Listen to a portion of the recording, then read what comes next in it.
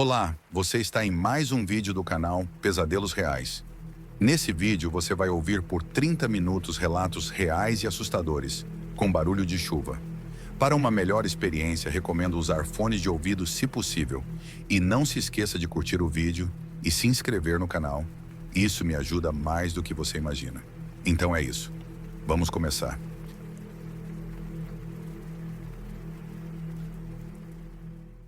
Esta história é diferente de qualquer outra que já contamos antes. Vai além de qualquer coisa que já foi narrada neste canal. Agora é o momento de você decidir se tem coragem de ouvi-la. Recomendamos ouvi-la com descrição, especialmente se houver crianças por perto. Tenho que dizer que houve detalhes que tive que editar, que precisei tirar, pois eram muito gráficos. Falavam coisas bastante terríveis e que não eram necessários para este relato. Acredito que a história pode ser contada da mesma forma, sem esses detalhes. Espero que nada se perca no sentido da história com as omissões. Agora sim, apague a luz e deixe-se levar pelo que sei. Minha família chegou à minha cidade natal quando ainda era um morro. Meu pai me contava como as pessoas iam construindo casinhas com chapas de madeira naquele canto abandonado da cidade.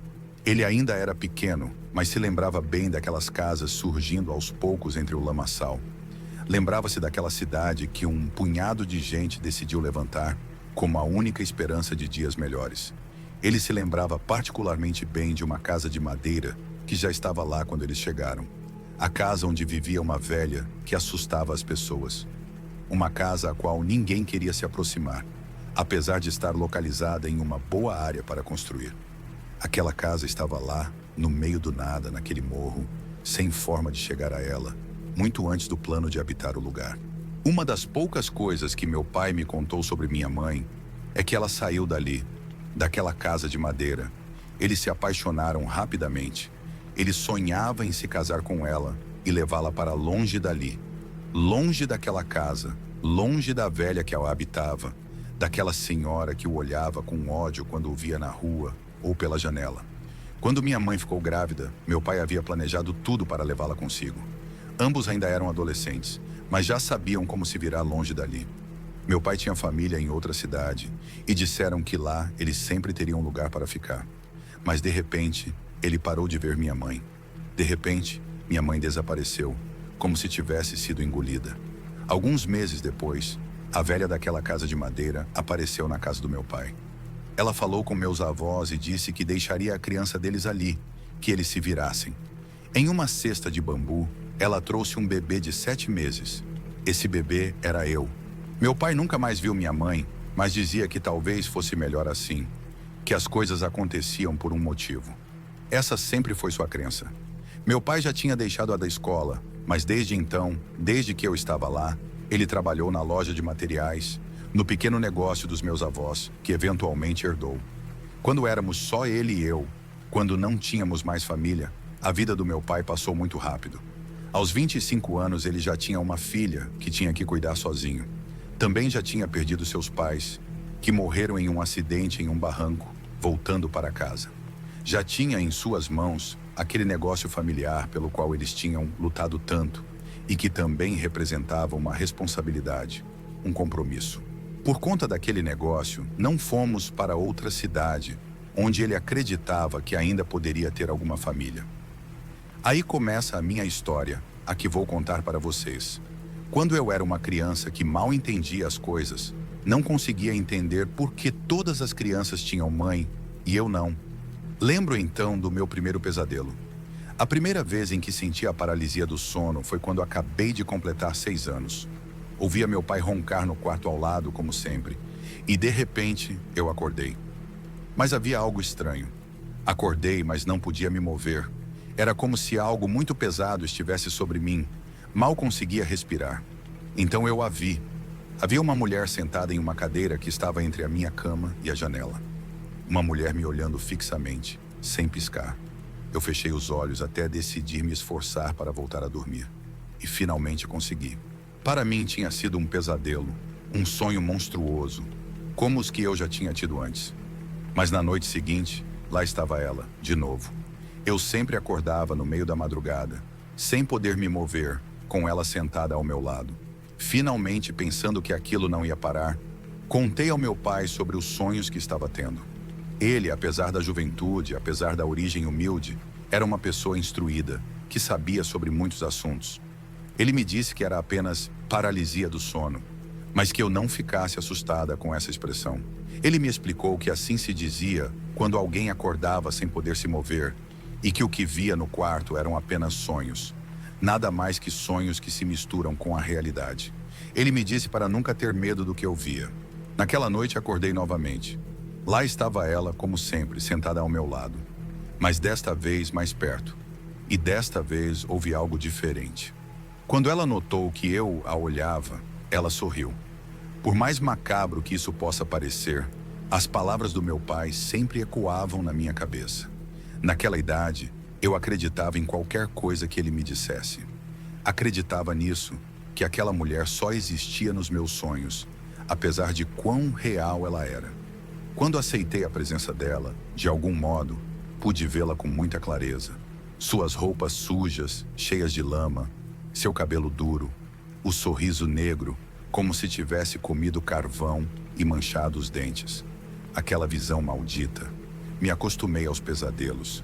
Não estou exagerando, eles estiveram lá por anos. Algum tempo depois, fiquei muito amiga de Lupita, uma menina que tinha muitos amigos e que, de alguma forma, me adotou, pois eu não tinha amizades como ela. Morava um pouco longe de mim. Lupita e sua mãe começaram a passar na minha casa para irmos juntas à escola.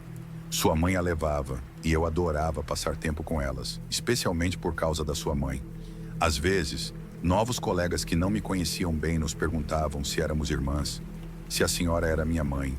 E eu, sempre que Lupita não ouvia, respondia que sim. Comecei a passar muito tempo na casa dela. Ficava até me mandarem embora, até me dizerem que meu pai ficaria bravo. Numa dessas vezes, quando já era tarde, a mãe de Lupita me perguntou se eu queria dormir lá. Disse que sim imediatamente, e ela foi até a loja pedir permissão ao meu pai. Lembro-me de ficar esperando ela voltar com a resposta. Com muita vontade de ficar lá, quase como se quisesse ficar para sempre. Quando ela finalmente voltou com a permissão, eu a abracei. Fiquei muito feliz.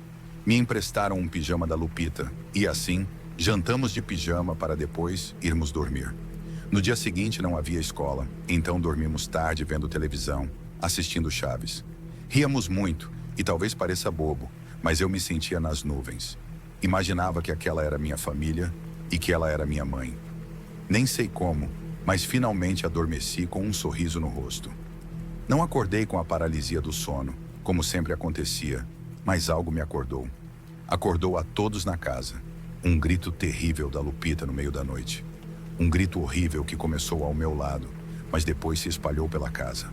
A mãe da Lupita entrou correndo no quarto, perguntando por ela, mas eu disse que não sabia onde ela estava. Depois de alguns segundos, também chegaram os avós dela, que viviam na casinha ao lado.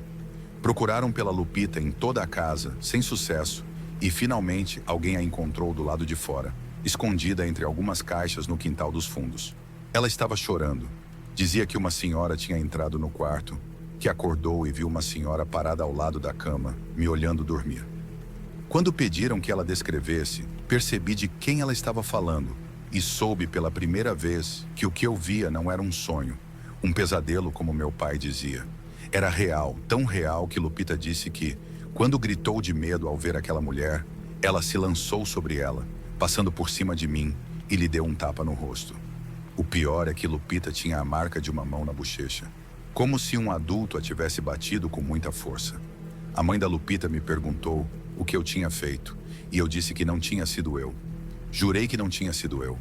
A mão marcada na bochecha dela era muito maior que a minha, e eu não tinha essa força, nem motivo para fazer isso.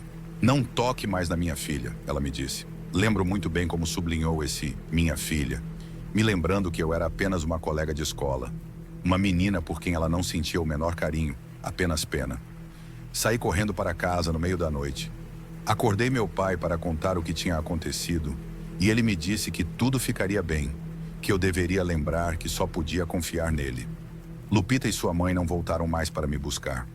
Lupita não voltaria a falar comigo por anos, até que, uma vez, anos depois, no ensino médio, ela me disse apenas uma frase. Esse foi talvez um dos episódios mais dolorosos da minha vida. A partir daquele episódio com a Lupita, me senti mais sozinha do que antes. Nunca tive amigos na escola.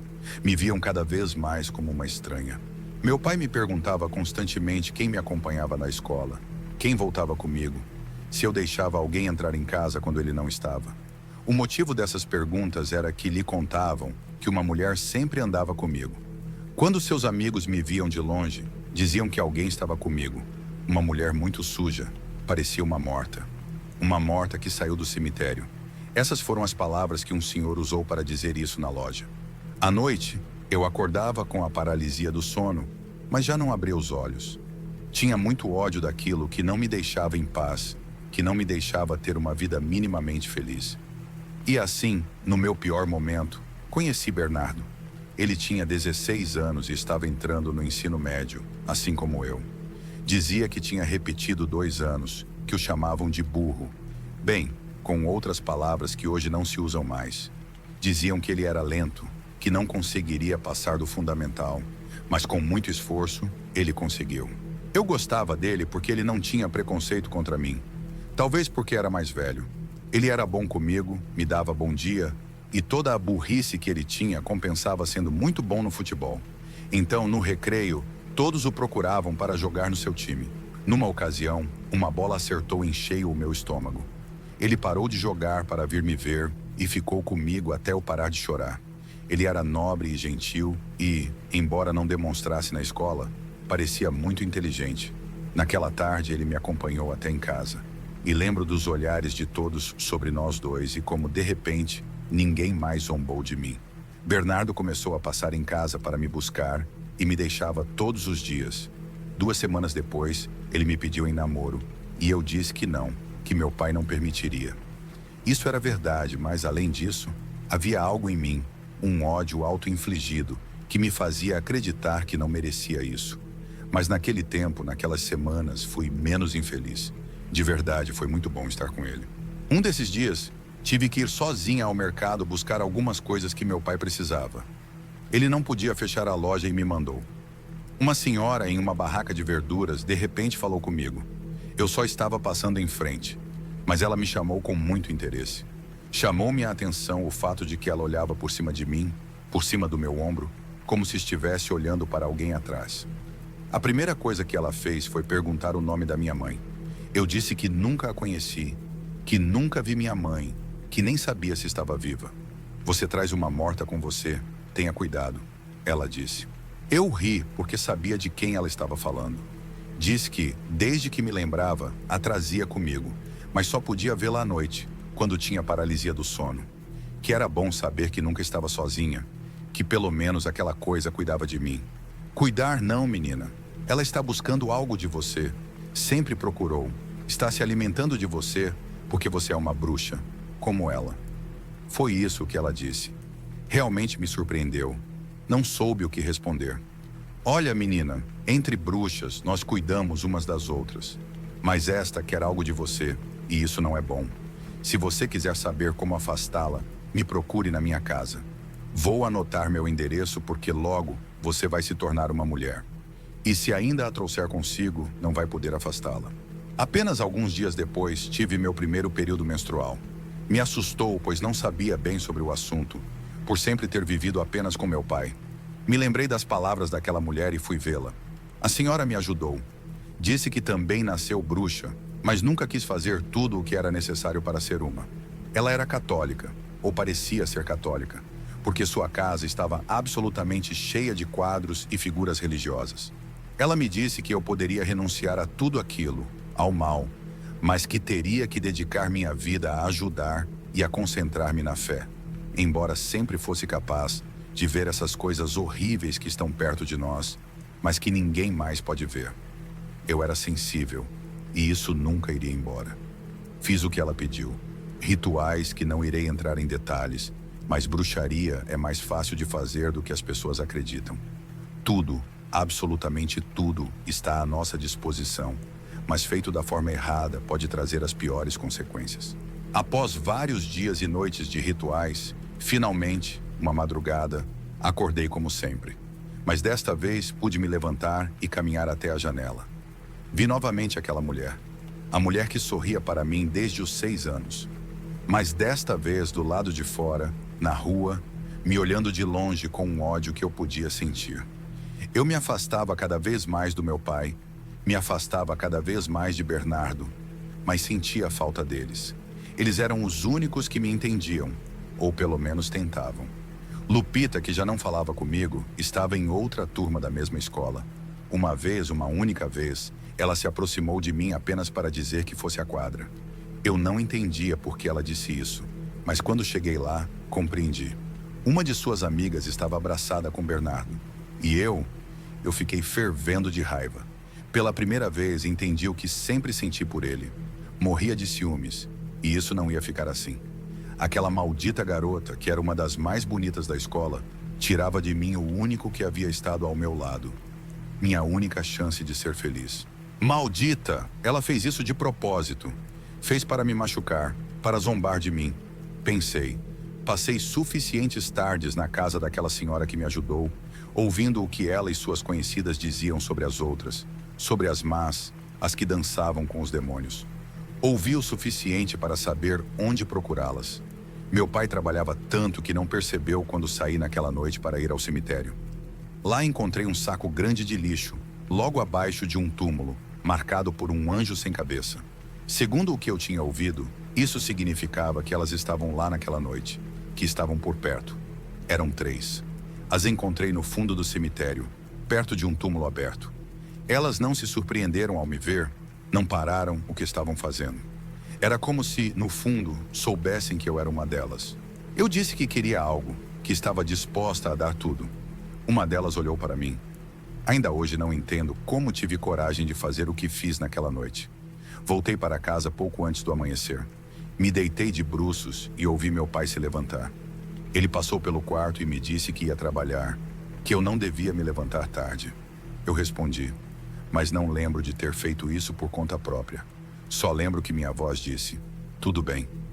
Eu não conseguia me mexer. Adormeci sobre os braços, sentindo uma estranha sensação de liberdade.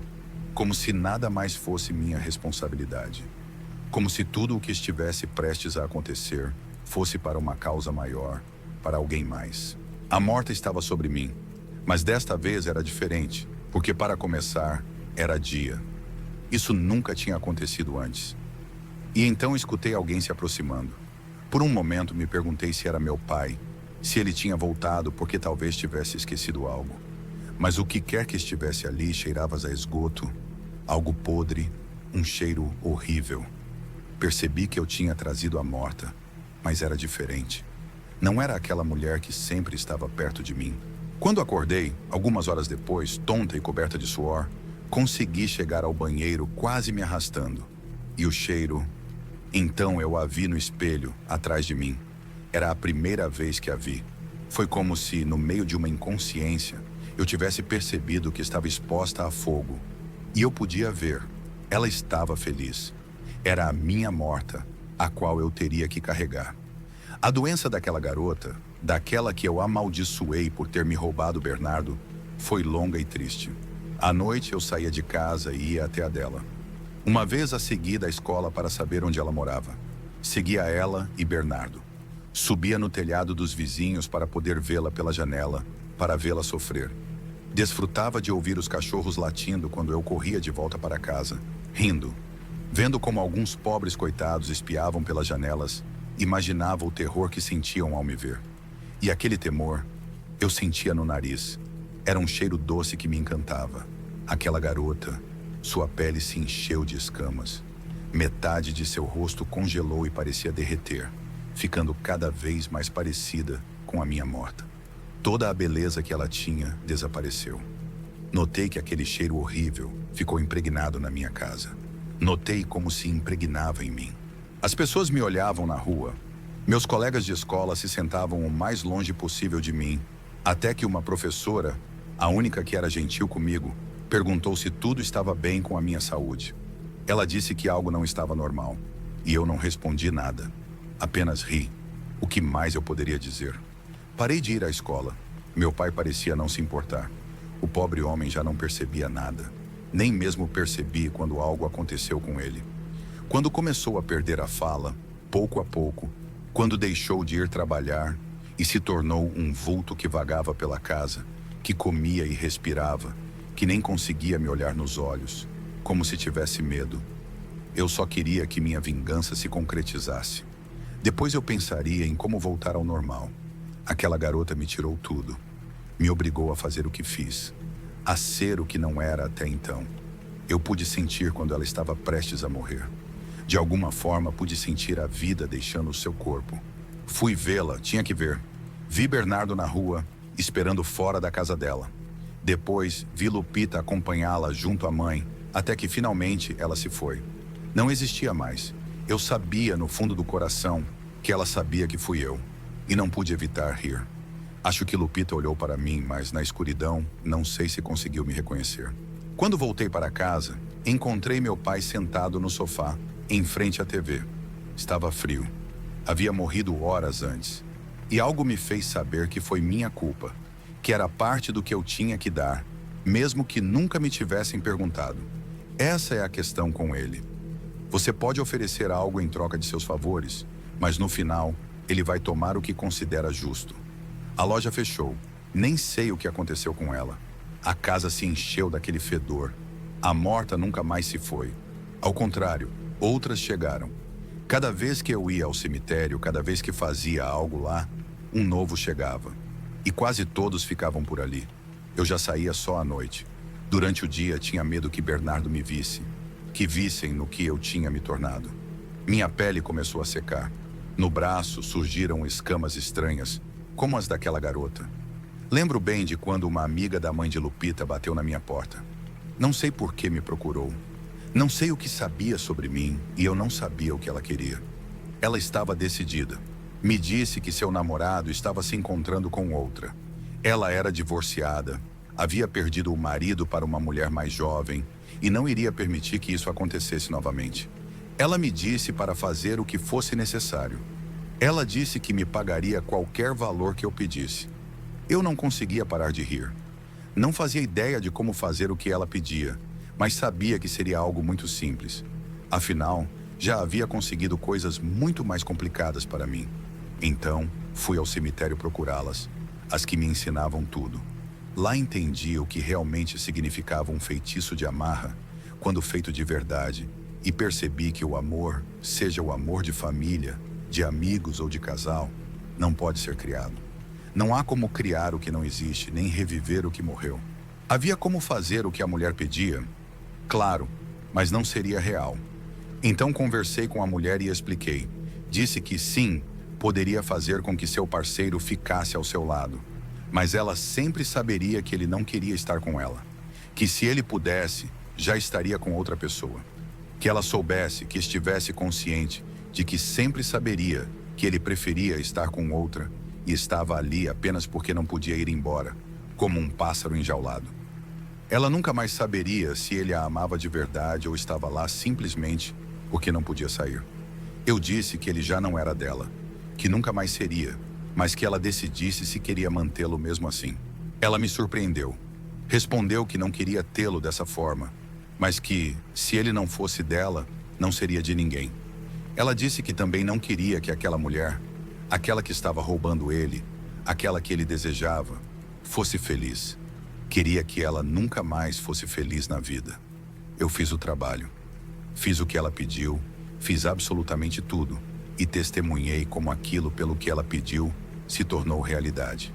E depois dessa mulher, veio outra pessoa, e outra, cada vez pedindo coisas mais fortes, cada vez dispostas a dar mais, a entregar o que fosse necessário para conseguir o que queriam. Fui percebendo que as pessoas não eram tão diferentes de mim. Se tivessem a possibilidade de pedir algo, qualquer coisa, para satisfazer seus mais profundos desejos de vingança, muitos aceitariam. Percebi que as pessoas estão dispostas a dar mais por ódio do que por amor. Os anos foram se passando. Minha pele foi murchando. Ao contrário do que alguns dizem sobre a juventude eterna, não é assim. Pelo contrário, aquilo a que me entreguei foi sugando minha vida. Sei que aparento ter algumas décadas a mais do que tenho. Quando saio de dia, sempre ouço os comentários das crianças. Lá vai a bruxa. Às vezes ignoro, especialmente se sinto aquele aroma doce de medo. Mas outras vezes, basta um olhar para que se arrependam. E faço questão de que, quando isso acontecer, se lembrem de mim. Posso ir vê-los. Alguma vez já sonharam que saem de seu corpo? Isso existe, e pessoas como eu podem controlar isso. Podem fazer isso todas as noites. Podemos ir ver quem nos importa. Podemos ver se os trabalhos que fizemos estão progredindo como devem. Algumas casas cheiram a medo. Quando há espíritos, quando há violência, quando há dor. As casas cheiram a medo e estaremos perto delas também. Nem todas nós vestimos preto. Há bruxas que te veem com um sorriso no rosto, que se vestem como se estivessem saindo da igreja, que te dão bom dia, que te dizem que te amam. Há bruxas que dizem que Deus te abençoe. Somos mais normais do que pensam. Não voamos. Não me transformo em bolas de fogo, nem deixo minhas pernas para me transformar em animal. Simplesmente temos contato direto com o mundo dos mortos. Falamos com eles, temos formas de usar esse mundo espiritual, como alguém que aprendeu a manipular o metal para transformá-lo em uma espada. Somos apenas um ferreiro que tem que colocar as mãos no metal ardente. Sabe, foi na feira, a alguns passos daquela barraca onde tudo começou, que notei que a garota de um local estava vindo. Algo sobre bruxas. Não pude evitar ficar um momento para ouvir. Para ouvir o que me fez sorrir por quão errada estava a minha história. Pelo menos sobre o que eu sou. A garota da barraca estava com medo. Eu podia sentir. E simplesmente perguntei o que ela estava ouvindo. Ela me disse que eram histórias de bruxas. Eu me sinto cada vez mais cansada. Cada vez há mais mortos comigo. E meu corpo vai se debilitando porque dou em troca do que peço. Às vezes, à noite, eu subo com muito esforço nos telhados só para observar as pessoas que passam. Qualquer coisa é melhor do que ficar deitada e que o morto suba em mim. Porque cada vez que isso acontece, há mais deles perto de mim, cutucando minhas costelas, beliscando minha pele, como se quisessem atravessá-la, como se quisessem se alimentar da minha carne.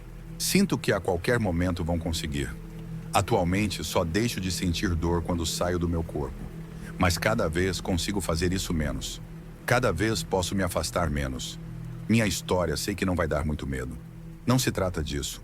Mas antes de partir por completo deste mundo, desta vida, queria compartilhá-la com vocês. Sublinhei neste e-mail as coisas que, por favor, peço que não oculte. Digo meu nome a todos. Verônica. Não mude o nome de Bernardo, quero que ele saiba, se algum dia ouvir, que fui eu. Não mude o nome de Lupita, porque ela reconheceria esta história. Quero que ela saiba que eu fiz o que fiz com sua amiga. Sim, eu fiz.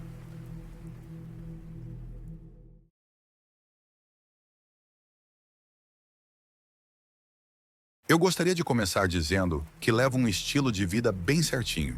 Então, tenho certeza de que o que vi e ouvi na véspera de Ano Novo não foi resultado de alguma alucinação ou embriaguez, mas foi 100% real. Eu moro nos arredores de uma típica cidadezinha do sul, e alguns dos meus amigos vivem em áreas ainda mais remotas, acessíveis apenas por estradas de terra, escuras e isoladas. Um desses amigos, Denis, mora com a família em um dos bairros mais ricos da região, que só pode ser alcançado por essas estradas secundárias. Todo ano, a família dele organiza uma festa de Ano Novo em sua casa, e todos os amigos da família são convidados, incluindo eu. É uma ocasião bem divertida e eu sempre fico animado ao receber o convite formal dos pais do Denis. Lembro-me de como o ar gelado, combinado com as estradas rurais esburacadas, tornava a viagem até a casa bastante desconfortável. Normalmente evito dirigir com os faróis altos, pois odeio quando outros motoristas me cegam com os deles. Porém, a escuridão absoluta da estrada estreita e sinuosa tornou isso uma necessidade naquela noite. A estrada era cercada por árvores densas de ambos os lados. Então, mesmo com os faróis altos, era difícil ver todas as curvas à frente. Não havia outras casas entre o acesso à estrada e o bairro de Denis, exceto por um barracão vazio que parecia estar abandonado há anos. Embora às vezes eu visse luzes acesas quando passava por ali. Alguns minutos após iniciar o trajeto, em um trecho particularmente reto da estrada, meus faróis iluminaram algo entre as árvores. Algo branco contra essa escuridão. Ao me aproximar, percebi que era a silhueta de uma pessoa parada sozinha à beira da estrada. Ela não se movia nem tentava se esconder, apenas estava completamente imóvel com as costas voltadas para as árvores. Era uma mulher, aparentemente vestindo um vestido ou uma túnica branca, nada que a protegeria do frio. Eu não desliguei os faróis altos por precaução, então não consegui distinguir muitos detalhes devido ao brilho refletido no tecido branco. Enquanto passava por ela, agradeci mentalmente por ela não ter entrado na estrada, me forçando a parar. Mas comecei a me perguntar se deveria ter parado para ver se ela precisava de ajuda. Talvez fosse outra convidada indo para a festa. Foi só quando olhei pelo retrovisor que vi, no brilho vermelho das luzes traseiras, que a mulher havia girado o corpo para me seguir com o olhar, ainda imóvel no mesmo lugar. Foi definitivamente assustador, e naquele momento fiquei aliviado por não ser o melhor exemplo de bom samaritano. De jeito nenhum aquela era uma convidada da festa. Cheguei à festa sem mais incidentes, por volta das 8 da noite, estacionando no círculo de pedras entre os outros carros, em frente à casa do meu amigo. A casa fica em uma grande clareira no meio da floresta, como todas as outras casas espaçadas no bairro. As festividades continuaram até assistirmos à contagem regressiva. Aos poucos, todos começaram a ir embora, mas fiquei para ajudar a limpar, como sempre fazia, já que era um dos amigos mais próximos da família. Quando finalmente saí, meu carro era o único que restava na frente da casa. Ao ligar o carro, apareceu um aviso de pressão baixa nos pneus. Meu carro é meio antigo, então não mostrava detalhes específicos sobre qual pneu estava baixo ou quantos estavam com problemas. Antes de me preocupar, lembrei-me que isso sempre acontecia por ser um carro de certa idade e achei que conseguiria chegar em casa sem problemas. Mas antes de partir, lembrei-me da mulher que tinha visto no caminho. Ela ainda estaria lá? Alguém mais teria passado por ela? Havia outra rota na direção oposta que eu poderia usar para evitar aquela estrada, mas isso acrescentaria uns 20 minutos ao trajeto. E eu não queria isso tão tarde da noite, com possíveis motoristas bêbados na estrada. Resolvi encarar e voltar pelo mesmo caminho. Eu realmente gostaria de não ter feito isso. Nem mesmo alguns minutos após entrar na mesma estrada escura, senti e ouvi algo diferente com meus pneus. Parecia metal raspando contra o chão. A poucos metros, meu carro foi parando completamente. Murmurei contra meu bom senso por ter que sair do carro para verificar o que estava errado. Estupidamente desliguei o motor e fechei a porta. As luzes do carro apagaram automaticamente e fui engolido pela escuridão da floresta ao redor. Com a lanterna do celular, comecei a inspecionar cada um dos pneus. Meu coração afundou ao ver que todos eles estavam completamente destruídos, como se tivessem sido rasgados pelas garras de algum animal. Eu poderia imaginar que se um deles tivesse um grande furo, a estrada esburacada poderia ter causado ainda mais dano. Mas os 4 pneus, isso foi proposital. Fiquei parado, sem esperança. Ninguém estaria por perto em uma estrada como essa, ainda mais aquela hora, mesmo na véspera de Ano Novo. Eu teria que chamar um guincho ou alguém para me buscar, mas claro, não havia sinal de celular nesse lugar tão isolado. Quando estava prestes a voltar para o carro, o vento suave parou. Os galhos secos das árvores balançaram e até mesmo os poucos insetos e animais que estavam ativos silenciaram. Nunca havia ouvido um silêncio tão absoluto antes. Era como se o tempo tivesse parado por 1 minuto, até que ouvi o som perturbador de um galho se quebrando em algum lugar entre as árvores. Desliguei imediatamente a luz do celular, mergulhando na completa escuridão. As folhas no chão continuaram a farfalhar, como se algo estivesse se esgueirando pela floresta. Pensei ser um cavalo ou boi, mas então ouvi. Eu vejo você. Meu estômago despencou, o ar foi sugado do meu corpo e eu nem conseguia gritar. Era a voz de uma mulher, suave e baixa, vinda da escuridão absoluta entre as árvores, a uns 10 metros de distância. Naquele momento, tudo o que eu queria era me encolher no chão e morrer. Então ouvi. Você pode me ver? Meu instinto de lutar ou fugir finalmente entrou em ação, mas eu estava desorientado. Eu precisava ligar a lanterna do celular se quisesse saber para que lado fugir. Tremendo, apontei a luz diretamente à minha frente e, juro, à beira da linha de árvores estava a mulher. Ela usava o mesmo vestido branco, mas desta vez parecia estar flutuando a alguns centímetros do chão. Agora pude ver suas feições com mais clareza. O vestido estava sujo, coberto de manchas escuras. Ela era extremamente pálida, magra como um palito, e seus cabelos grisalhos caíam pelos ombros. Seu rosto era quase indescritível, grotesco, como se faltasse metade de sua mandíbula, embora ela parecesse tentar sorrir para mim. Em meio ao meu horror, mantive a luz sobre ela por alguns segundos antes de virar e correr estrada abaixo em direção à casa do Dennis. Poderia, sim, ser alguém tentando me assustar, mas no calor do momento, não tive tempo para refletir. Enquanto corria pela estrada, ouvi o estalo de galhos e o farfalhar de folhas atrás de mim. Ela estava me perseguindo. Corri o mais rápido que pude, quase caindo diversas vezes. Finalmente alcancei a casa do Dennis, ignorando os cachorros que começaram a latir e correr atrás de mim. Bati na porta com força, implorando para que abrissem. A mãe dele atendeu rapidamente e me deixou entrar, vendo o quão abalado eu estava. Expliquei tudo para ela, para Dennis e para o pai dele. Eles foram compreensivos e me ofereceram para passar a noite ali, enquanto chamavam um serviço de guincho, o que aceitei de bom grado. Antes mesmo de entrar em contato com minha família, tudo o que eu queria era deixar aquela noite para trás e dormir no quarto de visitas. Contudo, logo descobri que a noite ainda não tinha acabado. Acordei ao som de uma leve batida na janela do segundo piso. Olhei para o relógio e lembro-me exatamente da hora. 3h13 da manhã. Nenhuma das janelas do quarto tinha cortinas, e preferi não olhar. Então ouvi novamente a voz abafada do lado de fora, a mesma voz dizendo: Eu vejo você. Fiquei paralisado. Não saí do lugar, nem olhei para fora, e não dormi mais até o amanhecer.